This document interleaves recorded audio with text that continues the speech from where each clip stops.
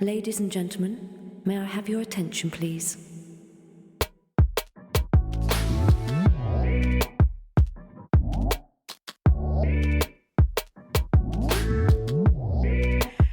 Well, hello everyone, and welcome back to Nostalgic Travel Talks. I'm Cheryl, and today I'm joined by two very special guests. My sister-in-law Karen, who you may remember from some of our family travel stories, and my sister-in-law Stephanie, who just happens to be a neuroscientist. Today we're talking about one of my favorite topics, how travel affects the brain, and how multi-generational travel creates memories that stick with us for life. So buckle up because we're diving into both science and storytelling. So, Stephanie, let's start with you. As a neuroscientist, you know the inner workings of the brain better than most. What actually happens in our brains when we travel, especially when we're in a brand new place? Sure. Hi, everyone. So it's a lot of different things that happen, particularly when you're young.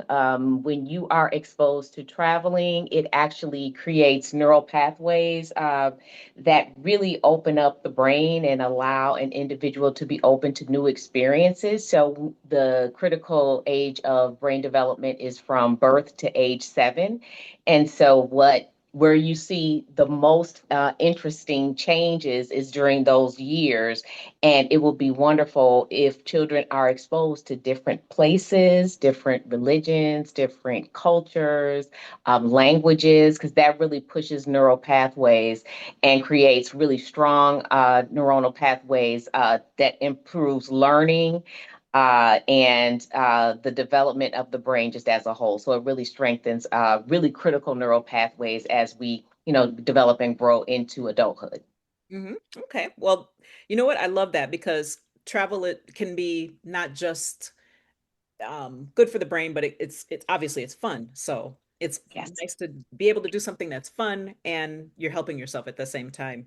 So you're absolutely. basically like, so what you're saying is you're rewiring your brain when you Yes, travel. yes. Okay. When you think about it, so for example, we often say, learning a language is a lot easier when you're younger, right? And people say, well, why is that? It's because your brain is making neural pathways and neuronal connections quicker, right? And so when you are exposed, when you're a child, to a new language, it is so much easier because the brain is creating these new neural networks, Mhm. and the neural networks that actually stay are the ones that where you're starting to actually get a grasp of the language. So it's the same thing. It makes, people who are exposed to travel early, they tend to continue to travel all throughout their life or have a love for travel, especially when they were introduced as children to traveling. So it's the same, it's really ultimately the same, concept.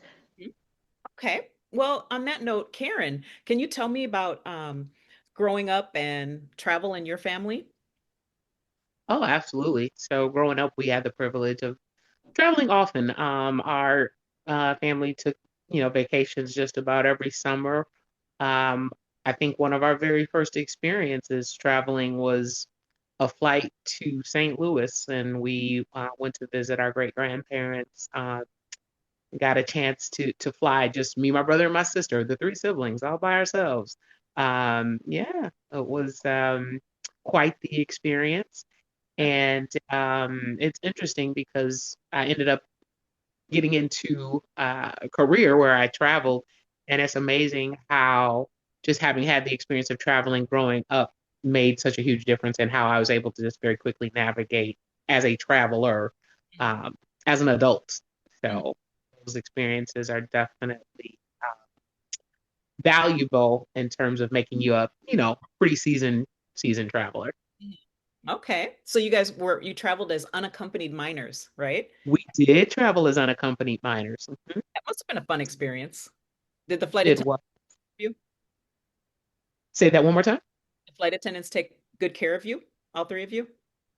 Yeah, they did. We were pretty young, and I just, it's funny because I remember bits and pieces of it at this point, Me but too. I don't know about Stephanie. If you remember that experience, you remember I when do. we did that, I remember it, and one of the things that I remember putting in a is I don't cloud. know. Yes, yes. I do remember that. And I was You remember? literally like, we're having pudding actually in a cloud. And we were so young, but I think again, because we were exposed to traveling early, even being, a lot of children are afraid to travel, but I don't recall having any fear of Oh, traveling just because early on we had been traveling with our parents. So I think it just laid a great foundation, but I absolutely remember it. Yeah. How old do you yep. think you were? Do you guys remember how old you were at the time? Oh gosh. I would say if I had to guess, I might have been maybe 11, which means Stephanie would have probably been maybe 7-ish. Ron would have been Hmm. 13 or 14. He was the oldest, obviously. So, but yeah, it was the three of us. Hmm. Okay. Yeah. That's great core memories. Mhm. But that's what we were talking about, just, and that's a memory we'll always have, right? That experience of, flying. Oh my gosh, that was Ozark Airlines. You know how old that is? I remember that too. I specifically remember that airline, and that's what we flew on.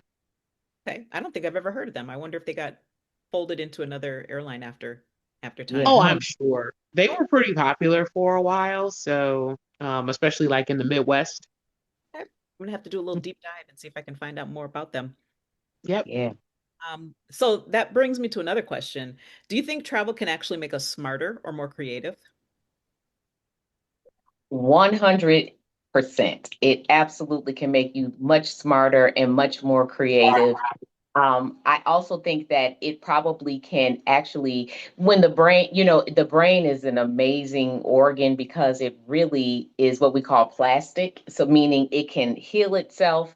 And what we find is that new experiences actually propagates new neural pathway development. For many years, we thought that neurons, once you had your neurons, you don't get any, no new neurons are really formed. And, neuroscience, obviously, like years ago, realized that's not the case. So it absolutely can improve just how you function, your cognitive functioning by traveling. Because again, you're creating new neural pathways which can actually strengthen how the brain functions. And so being exposed to different cultures and going different places, learning about things that you just didn't know anything about outside of your own culture, it absolutely can improve overall cognitive functioning. It's really amazing, and I just hope that everybody, if they have the opportunity, does take it. Because even if you travel domestically, let's say you don't necessarily travel internationally, but even domestically, because the United States, it's a huge country. You have the North, the South, the East, the West, and there are 50 states and then even territories such as Puerto Rico that you can go and visit that are actually slightly different, have different dialects, things like that. So it absolutely can improve overall cognitive functioning and create a sense of creativity. Mhm. Okay, so Yeah. basically, And it's just to piggyback off what you said, it's funny because I was going to say that as a person, as a business traveler for many years, where I was literally in a different place almost bi-monthly year round for almost 10 years. um, right, different experiences, and just, the United States was a great experience. And just the vast number of people that I met, not necessarily business clients, but even just being in the airport, um, and not that that's even the only way to travel, because I've also traveled by train. There's so many, you have so many options, whether it's car, planes, trains, automobiles, not to quote the movie, but um, we know that's one of my favorites. But just the experience of different, right, mechanisms of how you travel is also a great experience. And I think it definitely makes you smarter because you have to sometimes think outside the norm as you have these different experiences and how you move and all of those things. So having a good sense of direction is helpful. That is for sure. And thank God I do have that. So that was always very helpful. But there's definitely, I feel like I've had just a tremendous advantage in my knowledge base just from right being a seasoned traveler. hands down, Now, just naturally. have you seen all 50 states? I've seen all but five. Okay. 45 I have under my belt. Are you planning on getting those last five in anytime soon? Anytime soon. I can't say anytime soon, but do I think I'll try to I think because I'm so close, Uh-huh. I will definitely try to. What are the five states? What are Let's see. Hawaii is one. wow. Um, I have to like go through my mind and say them all. Hawaii, Alaska, I think Wyoming. Or actually, no, I've been to Wyoming. Um, New I Hampshire. should put them down. Say that. Say that. No, I've been to New Hampshire. Okay. I've been to Rhode Island. Uh, oh my gosh. It might be three. Hawaii, I haven't been to. Hawaii? Wyoming, I haven't been to. North Dakota, I South don't think Dakota. I've been to West Virginia. I Oh, know I haven't been to West Virginia. So oh, it might be those three. But okay. I think, yeah, I think almost everywhere else I've been. Okay. I have to go through them all. Let's see, Alabama, uh, Arizona. I've been to Arkansas, Colorado, California, Connecticut. Uh, oh, Delaware. I haven't been to Delaware. Okay. Really? I've been through Delaware when I drove to New York for um, Alex's graduation. That counts. I think that counts. Yeah. So yeah, oh my gosh, yeah. So there you go. I think every place else, like I've been. Oh my goodness. Well, Yeah. let me ask about now. I know that we've taken trips together. We've done travel with the kids. So it's kind of fun being able to travel with different generations. We just got off of a trip with, let's see, three generations. Am I right? Is it three? Um, Yes. the old, Yes. Yes. the oldest generation. I can't even believe that. That is so fun. Right. Finish that. What's been one of your most memorable multi-generational trips? Sharon, you can go first. Oh gosh. There have been so many. And that is because we've had we've had the pleasure of having like family reunions. So I would say that's those are probably my most memorable, just because you have a culmination of traveling with this big group, which is multi-generational. I would also say probably some of my fondest multi-generational trips would be trips that we, had going to visit our great grandparents in Alton, Illinois during holidays and things like that, because we did it so often, and they also came to us. So I would have to say those are probably just growing up some of the most memorable ones, but now I've got new ones too because I have a great niece and great nephew, and being able to experience travel with them is pretty incredible and kind of see it through their lens. So yeah, I've man, it's hard to narrow it down to just one or two. Yeah. What And about what a blessing to even be able to have so many. that's true. Yeah. Absolutely. You know. Yeah, that's true. That is true.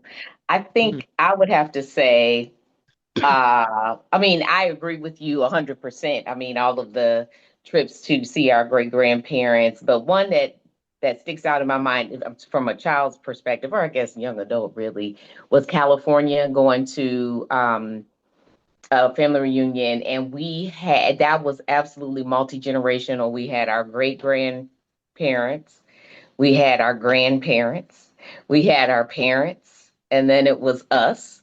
And And your so, I aunts and mean, uncles. yeah, aunts, uncles. I mean, so you're talking about multiple generations of people traveling together. And that was really, such a fond memory, and what a blessing, because most people do not get a chance to grow up with their great grandparents and really get to know them. And so that, and being able to travel with them across country, I thought was really, special and spectacular. And then, like you said, now as an adult, an older adult, seasoned adult. How about that? Seasoned adult. I think you're right with making new memories now with our great niece and nephew, our nieces and nephews, siblings. I think that, we have the opportunity now to see travel through the lens of children. And I think that is just, I absolutely loved our last trip and watching them on the beach, the kids, and them discover things and how excited they were and learning about, the ocean and the shells. And um, I love watching children learn new concepts and learn information and get really excited about it. And so, yeah, I think it's kind of come back full circle now for me, at least as an adult. So, that those are just memories that I will always cherish. And then, like you said, making new memories with now the children, our great nieces and nephews and siblings. So, And I'm hoping we're going to have many more to come because I loved what we did this summer, and I'm just looking forward to doing that every year. And who knows what it'll turn into. And I'm just going to Yeah, be. I think that's yeah, I think just one of the great ideas of it was great, and started the year before with our brother's birthday, and then we just kind of catapulted it from there, and it's been great. We have had just amazing time, uh, both times. So Yep. uh, right. Yeah, and I think you have to make new. We have like growing up, of course, our grandparents, great grandparents, and grandparents are deceased, and our mother is deceased. However, this does give us an opportunity to, like when we were kids, to hopefully create those experiences for our nieces, nephews, great nieces, nephews. The younger generation, to ensure that they also have the like memories like we did. I think that's important. Yeah. Every kid should yep, have. I can plant the seed Absolutely. now and help them get the travel bug. Mhm. Right. They'll want to, you know, and they won't have a fear, right? It's they will have experienced it and know it's okay. Hey, I'm used to this or that. And even just giving them some other experiences again via other avenues outside of flying, maybe a train ride somewhere, taking a bus somewhere. Not quite as pleasant, but but it's about the experience, right? So, or even you fly to a destination and then within that destination you can take a bus ride or a boat ride or a train, like to just look at the many ways that you can get around and get to places to experience certain things is, you know, great. So It, that they just know that you're not limited to just one avenue. mhm. Yes, for sure. Um, so from a brain perspective, Stephanie, what's happening when multiple generations travel together? How does it affect memory and bonding? Yeah, great question. So, in the brain, of course, your memories, we used to think it was stored in one part of the brain, but what we realize is that, memories are actually stored in all different parts of the cerebral cortex. It's not just one area where brain memories are stored. So, interestingly enough, if you, for example, hear a certain song, and maybe that song was playing when you were traveling with, whether it's your family and then wherever you went, that will trigger a memory because that memory is then retrieved. And just again, depending on where it's stored, maybe it's stored in the area, the sensory part of the brain, and it triggers that memory. And so it's really a neat thing. If you think about it, growing up, when you hear a song, right? Sometimes that song can take you back to a memory, something that you did, maybe with your family, maybe it's food that you ate, whatever, you know what I mean? And so the memories really are stored all over the brain. And so, absolutely, in addition to, of course, the experience, you're also remembering the person certain songs remind me of like my grandmother or my great grandmother. And that also does reinforce the bond that an individual has with that loved one. And so, yes, there is definitely a whole system at play in terms of memory, but memories really are stored all over the brain. And that's what happens too. Sometimes if you have a brain injury, if that area of the brain has been damaged, where maybe certain memories have been stored, then you can't necessarily go back and retrieve that memory because that area has been compromised of the brain. So hopefully nobody has, any type of brain insult or injury, but it absolutely, definitely does help reinforce bonds that you have with, intergenerationally. Okay. So, Yeah. So, oh, I'm sorry. Yeah, it's so funny that you say that. We were fortunate enough to, and Cheryl, you may remember this. So we had two family reunions in California on my grandfather's side with the Greers. We also had one with my grandmother's side with the Pegasus Hubbards. Do you remember that? I do. I wasn't I there. know you probably do. Um, but you bring up you shared the information about music and the memory. And if you recall at that pool party, any songs that and isn't it funny how when you hear it, like you can still remember like what was playing, and when you hear Yes. the song, it takes you back to that day, To that, All I Do by right? Yeah, Stevie Stevie Wonder. Wonder. Yeah. And BB and CC Winans, I'm Yes. lost without you. Yes. Those two songs, that isn't that I see it. I see Michael at the pool. I see everybody. Oh my gosh, that was such Yeah. a great one. See what I'm saying? So when you hear those songs, it literally takes you right back. Or, people always like, yeah, when I hear a song, people say, oh, it takes me back to this time or that. There's a reason for that, that memory. And again, depending on where it's stored in the brain, but it really can take you right back to, hopefully a positive situation, but unfortunately also a negative situation too. So, people who have had trauma, um, when they hear certain things, unfortunately, it also can trigger a stress response because those memories have been stored. But we're talking about positive experiences right now, so you know, um, yeah, Yeah, definitely. That's so funny. I think music is just really powerful. That's crazy to me how that works. I don't know. It's just I guess our brain is just a miraculous thing, you know? it is. It really is. I mean, when you think about too, if you do, like I was saying, if you have a traumatic brain injury or concussion, the brain has the ability to heal itself. It really does. It can reorganize itself. Areas that were once like, there have been impaired, other areas can take over that area's functioning, but it works best when you're younger. As you get older, the plasticity of the brain does begin to decline, but there is still some that remains even when into more seasoned living. But yeah, it really is it's really incredible. Mhm. Okay. Well, and then I think you kind of alluded to this before, but it's so funny how, like, if we're together talking about different things, trips tend to come up in family conversations a lot, don't they? Like whenever you get together, like, you know, just for whatever reason.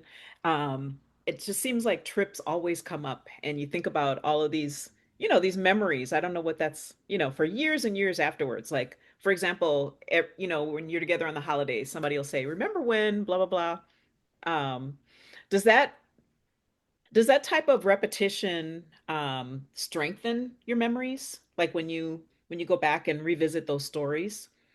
Yeah, it could definitely be like cueing and yeah, I would say I don't know if I would say it strengthens the memories, but typically long-term memory, like I said, the memories are stored in different parts of the brain, can usually be retrieved, obviously, like I said, if that area of the brain hasn't been compromised.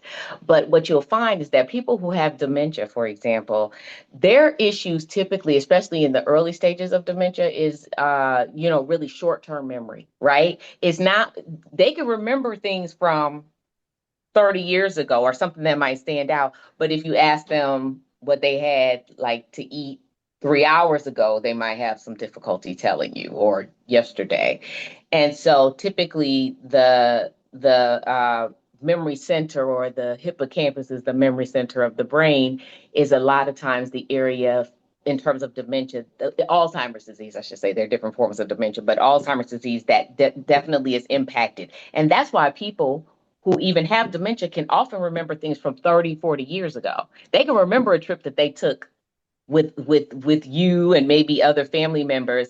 But again, like I said, but they have difficulty recalling what they did yesterday. So it's really quite interesting. But again, that's because those memories are stored in different parts of the brain that maybe haven't necessarily been compromised yet. And so maybe I wonder if that's a feature that the brain has because of that. Be I don't know how to put it into words, but maybe. Oh, because you're reinforcing you're talking about the memory. Mhm. Well, I was thinking like the brain maybe protects itself by having memories in different places. Bec- Yeah, it could definitely be, like you say, some type of, kind of protection or what have you, but it definitely absolutely does store memories all over. And I don't know, it's just the mechanism, it's just the way the brain works and functions. Of course, as we start to learn more with the brain, as we learn more about it, we realize how much we really don't know about the brain. It's but yeah, it's possible that, right, that might be a way that it protects itself as well, at least protecting memories. So I guess when you talk to someone who's got dementia, is it I guess that's probably a really good thing to do is to talk about those types of memories, maybe. I don't know. Oh, yes, yes. We encourage people to have conversations with your loved ones about things. And Karen, you can jump in here. We can go ahead and share. My mom had a form of dementia, and when she was able to speak and still have a conversation, we could often talk about things from the past that she could remember, right? And so, and what that does too is it triggers hopefully positive memories for them, right? And it is very good, and it's a very good exercise to do with your loved one that does have dementia, because it actually makes them have to go back and try to retrieve these memories, and you're actually working your brain. You're having to go back and like remember, and you can cue them like, remember we were in California, we had the family reunion. That's a very good exercise to do with people who do have dementia. Mhm. Karen, you And she can was probably very jump in on that one. sure, yeah, no, yeah, and then and what's interesting is she was a very seasoned traveler on a domestic and international level. So, um, you know, and again, yeah, we would talk a lot about, different places she'd been and, um, her experiences and things like that. I mean, absolutely fearless and, was able to pretty much probably go to all the places that she ever wanted to go from a traveling perspective, even with, ending up with dementia. So what a great thing to have, been able to remember the experience, have the experiences and remember them at least to a certain point and, be able to recall them for a while. So I would agree that definitely good conversation for those being impacted by dementia if they still have their long-term memory intact. Yeah, well, once the disease state starts to become more severe, of course, then it does start to impact long-term memory. But Hmm. initially, it's typically short-term memory where you see the most difficulty, at least in the beginning stages of a dementia. And so, yeah, it's a great thing to really get them to think about travel and music, using music. I mean, I know we're not talking about dementia, but when we talk about traveling, again, associating certain songs with certain travel and that sort of thing can really kind of jog that individual's memory and really kind of help them. Even it's a great tactic to even redirect them. Mhm. If they get caught in kind of like what I call a memory loop. They keep doing the same thing over and over, asking the same question. You can redirect them by talking about a trip maybe they took years ago, or play a song and say, hey, doesn't this remind you of the trip we took to X, Y, and Z? And it's really a great exercise in helping them redirect their attention to something else too. Mhm.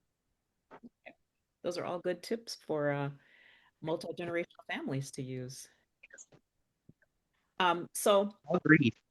I want to shift gears a little bit and let's do some big picture questions before we wrap up. Okay. Um, so do you think travel, and I think you probably alluded to this, do you think travel can slow down cognitive decline as we age?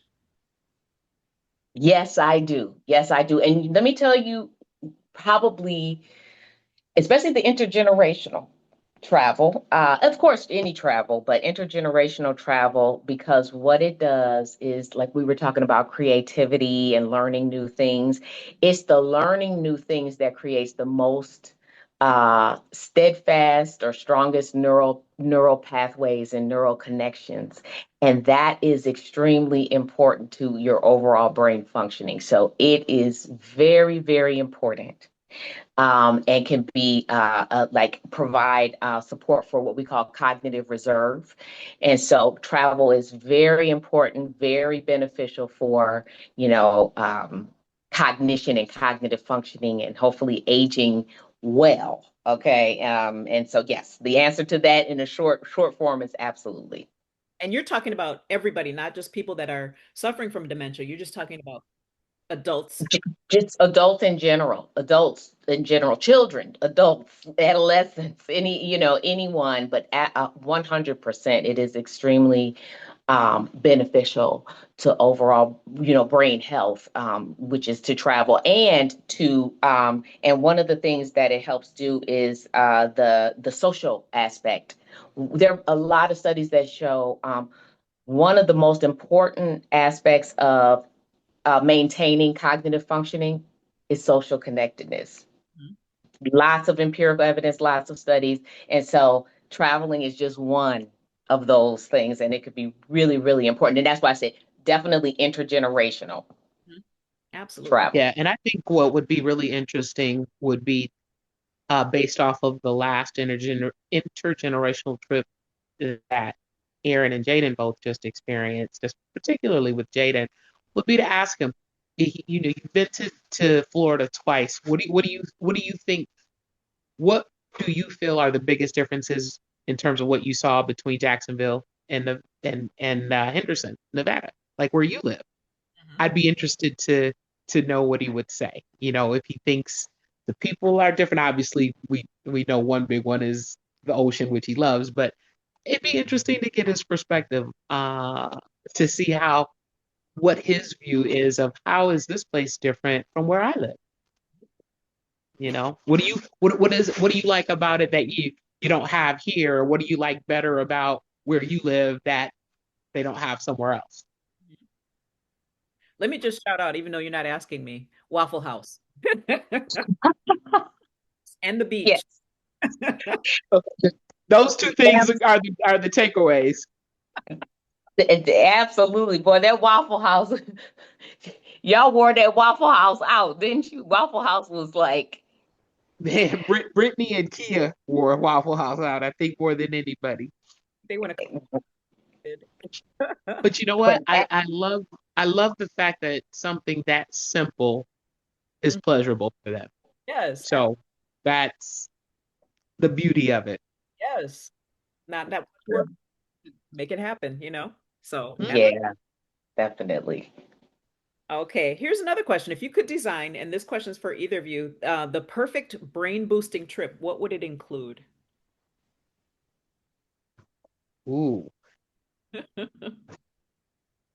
You want to tackle that, Karen? I'll let Hey. you go first. Yeah, I think I would say it would have to be an international trip because it's going to challenge me from a linguistics perspective. I think the different experiences that you have there also would be, uh, I would say, positive brain health in terms of the experiences. Having some things that are fun that you want to do, experiencing maybe nightlife, but also seeing different museums or cultural experiences within that space, and experiencing the different food, because that also is really important, I think, from a brain perspective when you travel. So I would say, yeah, just kind of mixing in a lot of different things, that kind of stimulate your senses in different ways. And to me, that would be pinnacle. Now, in terms of a destination, oh gosh, because there's so many places I want to go. I don't know how I could pick one, but I guess if I had to pick today internationally, a place that I really want to go, well, there are several, but I've been on the chomping bit to get to Australia, so that will probably be. And for those of you listening that don't know Karen, the reason I find that funny is because when I think of Australia, I think of huge bugs and all kinds of creepy crawlies, and I know how. Well, this is true, but I just recently found out that um, if I just go to Sydney or Melbourne, I'm good. Okay. Just don't go on a safari. That's what I heard. Like don't go looking for the Aborigines. Don't do any of that.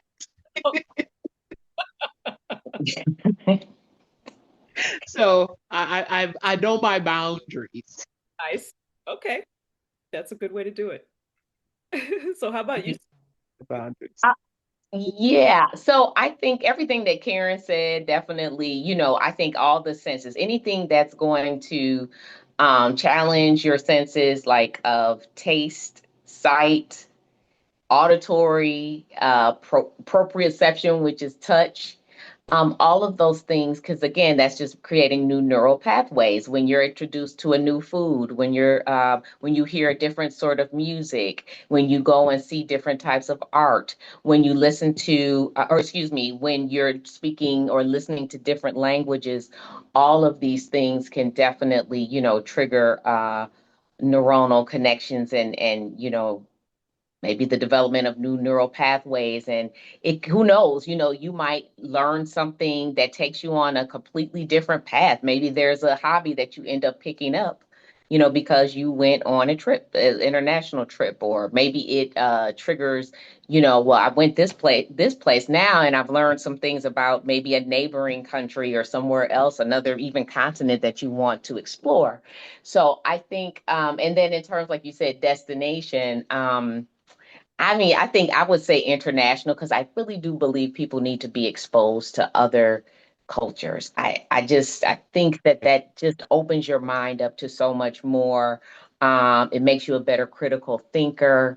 Um, but for me, this is just personally, I have wanted to go to Senegal, because I want to see the point of no return, and I do want to experience that, even though this is again, that's an emotional, probably an emotional trip. Now, I don't know how much happiness you're going to necessarily get from that trip, but the feeling that you may get and learning more about and actually seeing the ruins where about the transatlantic slave Slave. ships that when they docked. Yeah, exactly. And before they actually entered and got onto the ships, I think would be maybe even life changing, just in terms of your perspective and learning really about, that whole historical, what happened to in terms of history, and listening to it from people who live in Senegal, and the historical aspect and nature of that, of the transatlantic trade,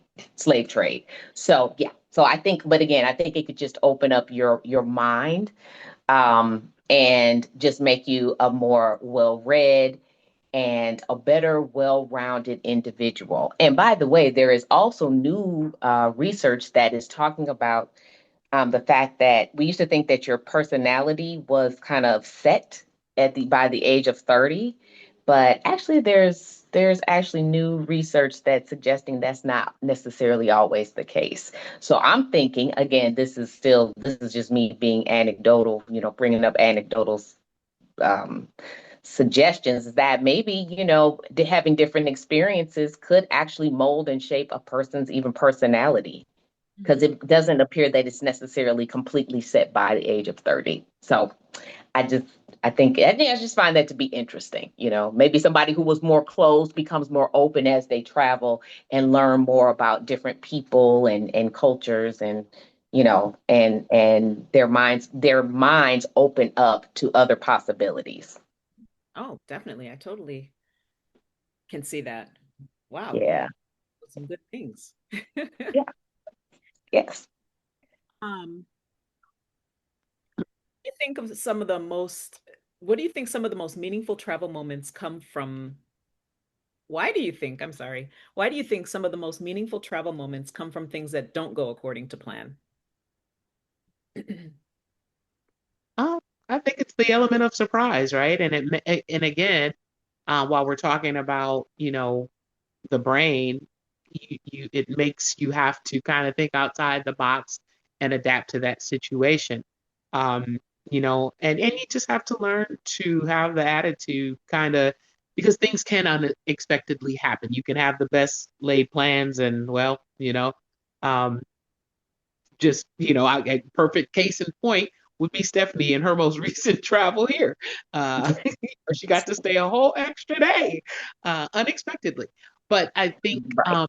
the beauty of that was, so there's a gift in it. Sometimes there's a silver lining.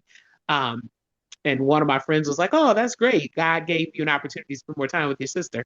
That was what was needed." I'm like, "You're right." And that was the beauty. At least you're in a place where, hey, you got some place to go. You're not stuck in the Yep. airport. Yeah, talk about turning lemons to lemonade.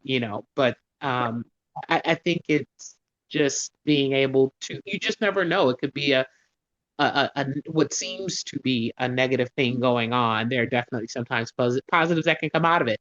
Um, I remember traveling to DC to see my sister, and on this particular trip, our flight was severely delayed, and I was supposed to get in like early in the morning, and then I ended up not getting there too much later. Then they messed up my luggage, and as a result, I got like a free flight and all these points.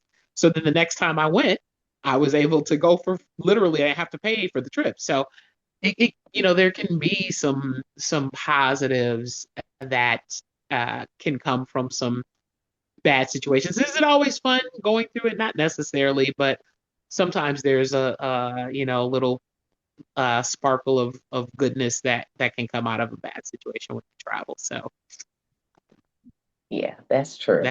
I think, thing yeah, to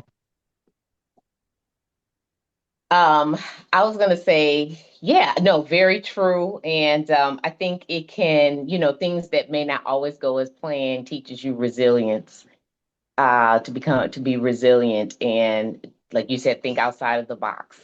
And you have to become creative sometimes. You have to, okay, so maybe this didn't go this way, but instead of, maybe we missed this tour because we overslept, so now we're actually going to go on a different tour that starts later, and we ended up enjoying that maybe even more than we would have the other tour. Or maybe we ended up doing something completely different and ended up having a fantastic time. But it really teaches you resilience. And again, maybe you experience something new, which is, of course, great for brain function. And so I think, a lot of times, you know, things are often born out of serendipity. Mhm. Oh my God, that's not even the reason why, we didn't even come on this trip for that, but look at what happened. Now, I'm maybe pursuing something in the arts that I wasn't even thinking about. I'm just saying, using that as an example, of course, because I am definitely not a creative person, but I'm just saying, the resilience that you can develop from things not necessarily going your way is definitely a positive that you can get. And I think that's why it's always memorable as well. And you can always take away a lesson from that, to the rest of your life, learning Absolutely. things. and I think that's the lesson. Sometimes when life gives you lemons, you got to learn how to make lemonade. That Yeah. Yeah. and Yeah, and you got to have patience, and you got to Mhm. Okay with Yeah, makes sense. the Make I that think lemonade, even throw some vodka in it or something. I was just going to say too, I mean, going to different countries, also you learn that everybody does things differently, and to Right. learn patience. We are an impatient people. We expect everything at our fingertips right now, right now, right now, and it's always like we're in a hurry or in a rush. But like for even in Western Europe, that's just not how things flow, Mhm. right? That flow is not that way. They have a And completely different lifestyle. Right. Because I mean, you look at even, for example, in Japan and the octogenarians there and China as well, these are older people who are in fantastic shape. They're in their 90s, 80s, still walking up steps, things like that. But their lifestyle is very different. Their diet is very different. And I think they live a much calmer, life than we do. And so, being able to see that and see that everything doesn't need to be everything's in a rush and at your fingertips, and that it's okay to take your time. And again, that is learning a different culture, and that you could maybe incorporate into your lifestyle to decrease stress and anxiety. So there are things that you can take from other cultures and hopefully try to implement into your daily activities. Mhm. Absolutely. Okay, well, we have come to the point of our interview where we're going to do some rapid fire round. Are you guys ready for this? Yes. Sure. So answer with the first thing that comes to mind, and you guys can, I'll ask the same question to both of you. Okay. Okay. Question is window seat or aisle? Window. Window. Oh, we all think alike. I'm a window too. All Ah. all right. What's In case travel? I gotta bust out of that mother sucker. No, I'm just, I'm just I did silly. Then, right? Yeah, you never know. Especially Yeah, these days. yeah, it's pretty wild out there. Um, okay, what's one travel snack you can't live without? You know what? Peanut M&Ms. Oh, I do love those. And you know what? I rarely eat on a plane. Hmm, Hardly ever. really? Like, so if you're on let's say you're on a 6 hour flight, what would you do? Well, if I was okay, so if I was on a 6 hour flight, um, I would probably I would bring something with me, and it would probably be fruit. Okay, you're healthy because Yeah, I know. I said peanut M&Ms. I never think Yeah, of. usually when I bring something, yeah, when I bring, usually it's like, yeah, some type of fruit. Mhm. Okay, I always go for the Biscoff. Oh, Well, those are good if they too. offer that on the plane, yes. But I thought you were referring to personally your go-to snack if you're going to bring something with or, And that's purchase something in the airport like that, then yeah. But yeah, if they're offering Biscoff, I will typically take it, but then I have to be in the mood for it too, you know. Or sometimes I'll just grab them and not even eat them, yeah, me but they are delicious. Well, what I love is now that you can get them in the store. Yeah, Yeah, you can pair them with ice cream. Oh, that sounds really good. I might. yeah, really good. It The- actually is. We It's we just had some gelato excellent. with Biscoff Yeah, cookies. gelato or even like a vanilla ice cream or even chocolate is good with them too. I'm gonna have to check. I'm gonna have some of that tonight. Some ice cream and Biscoff. That's Yeah, right. Okay, beach vacation or mountain escape? Beach beach vacation. vacation. I concur. Yeah. No, I mean, Yeah, I probably would skip the old mountain trip. I'd go, but if I had a choice, I would beach. go only if all of y'all were going, but I wouldn't be the first one to be like, "Hey guys, how about those mountains?" I know what you mean. I'm not that adventurous. I love to look at the mountains. Right. I love water. I love, love, love water. Absolutely, I do too. It's I know I get that Yeah, from your mother. who did you say you get that from? Your my mom? mom. All right, She yeah. loved, she loved every time she would come from Atlanta, she had to go to that we had to drive to the lake Mhm. because there is no water in Atlanta. So yeah, she had to go see the lake Yeah, every time. yeah, So too bad she's not still here because I'm sure she would have been all about that beach yes. business. Oh my, Yes. the beach is very, I don't know, it's relaxing, it's calming, it's Oh, yeah. It's all of those things, which is why I spend so much when I do have free time and I want to really clear my mind or just take it in. That is always where I go. And the beautiful thing about it is it's fast mhm, and it's free. You can be there as long or as little as you want, anytime, any day. yeah, it is Yeah. Yeah. It's therapeutic. absolutely. Very much so. Okay, we Very- kind of listened to this a little earlier, but the song that always takes you back to a trip. Oh gosh, I Well, think I mentioned it earlier. I think we mentioned it earlier because honestly, that is probably when I hear either of those songs, Yeah, All I Do by Stevie all Wonder I would do. probably be but Yeah. yeah, Yes. hands Yes. down, Yes. hands Yes. down. Oh, I have one. The Ghetto Boys. My mind is Oh God, playing tricks on me. Takes me back to a time where Karen was sitting. We were in Alton, Illinois, to see our grandparents, and there was a storm coming. And Karen, we had just gone to the mall and purchased what was it, a CD or a it tape? was a tape, cassette tape. Oh gosh, a cassette tape. That we are giving our age away, but the cassette tape of the Ghetto Boys, and and we were in the Oh, house, and Karen was outside in the car listening to the song, and my mother was like, "Tell Karen to come out here," and there was a come. tornado. It was literally a tornado. Yeah, it was a tornado, and she was out there in the car trying to listen The to the song. cars Right. rocking, and my mom. Everybody's in the house motioning me to come in, and I'm just like, I'm fine. It's just Yeah, right. She sent me oh out there my to god, get you.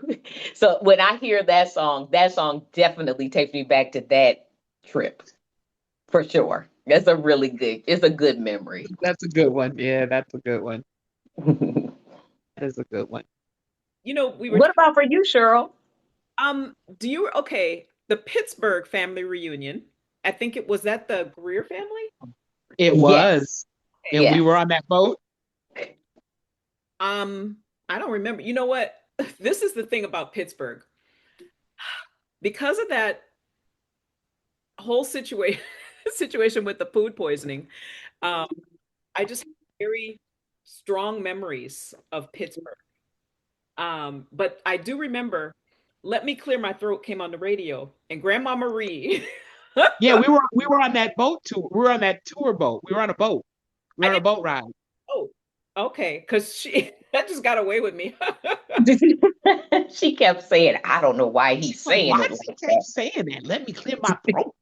that. Every Oh my gosh. time. That is a good one.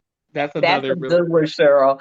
That we laugh about that still to this day. When she and you're right. When I hear that song too, when I hear that song, it takes me right back to that boat ride when she was on there. Like, why is he saying it like that? and then she said he's not even saying throat, throat. Right. Is I didn't Oh, go on a boat. I just Pittsburgh. I haven't been back since. I mean, that was traumatic experience. I don't know if you guys got sick, but no, we I, didn't, but I know Ron did, and Brittany. Adrian did, Ernest did. Yeah, a lot of people. Oh, did Susie? I think somebody from Minnesota, one of the oh, did they cousins. get sick too? Okay. I didn't get sick probably because I didn't hardly eat anything, but Well, I was gonna say, and I don't mess with people's potato salad and anything with mayonnaise. So yeah, it wasn't a problem for me. was it I think okay? Was it on the boat? Well, anyway, I don't remember It was at what the it was picnic. that people ate. Oh, it it was was It at the was at picnic. Okay. something at the picnic because it was really hot and they had all the food sitting out in the sun. Yeah. So, It helped Yeah. because when we got home, Ron ended up in the hospital, and Brittany had to go to the doctor, and they called me from the health department asking about it, asking because they thought it was Yeah, like, yeah, they kind of. gotcha. Oof. Contagious or contagion or something, you know? So that was quite the trip. Yes, it was. Uh, okay, so a place that you go back to again and again. Mm. I Okay, will wow. go back to Barcelona again and again. Oh my goodness. That was amazing. That was an I- amazing. Amazing. I will go back to Barcelona again and again. I feel like I could see myself living in Barcelona, so that's Barcelona for me. I think um, one of my favorite places that I had an opportunity to really fall in love with and could see myself actually living in is Albuquerque, New Mexico. Really? Hmm. Oh, Mhm, Hmm. mhm. I've been to It Albuquerque. would remind you very much of where you live, obviously, because you're not far away. But the mountains, um, yeah, you're pretty much in the same type of environment. Mhm. But I thought the mountains were amazing, and they have really nice. Well, I had a really good experience there because of the person that I knew. Probably, I know my nephew did not have a good experience in Albuquerque, New Mexico, but I really, really do like it. I Okay. really, Yeah, Hmm. and I thought Albuquerque. Barcelona was amazing. I loved Madrid as well. Mhm. Um, I think they both offer something unique. You know, you've got like Barcelona, which is the Madrid of Spain or the Miami of Spain, right?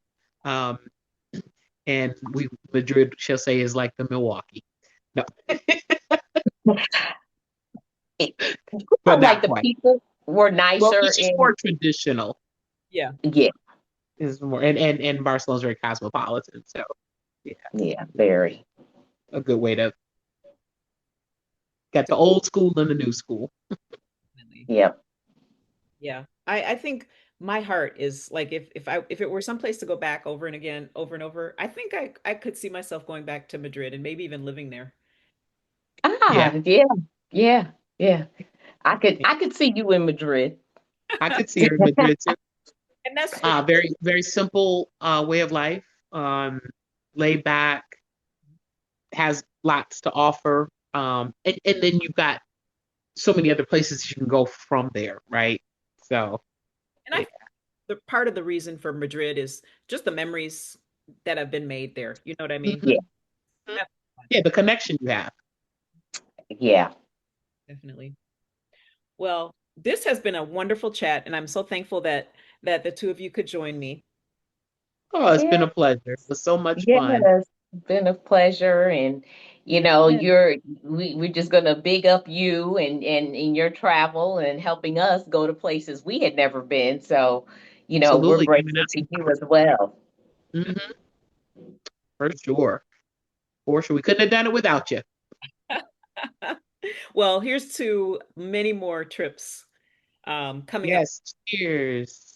Cheers, cheers, cheers to the next adventure, which we are currently working on as we speak. Yes, we are. Well, thank you Yes. for family stories and for helping us peek inside the brain to understand why travel is so powerful to our listeners. And I hope that, speaking of listeners, that you are inspired to plan your next adventure, maybe even with multi generations in tow. Absolutely. Absolutely. Thank you for having us. Yeah, for sure. Yes, thank you. Until next time, this is Cheryl with Nostalgic Travel Talks. Keep exploring and keep making memories. Yes. Bon voyage.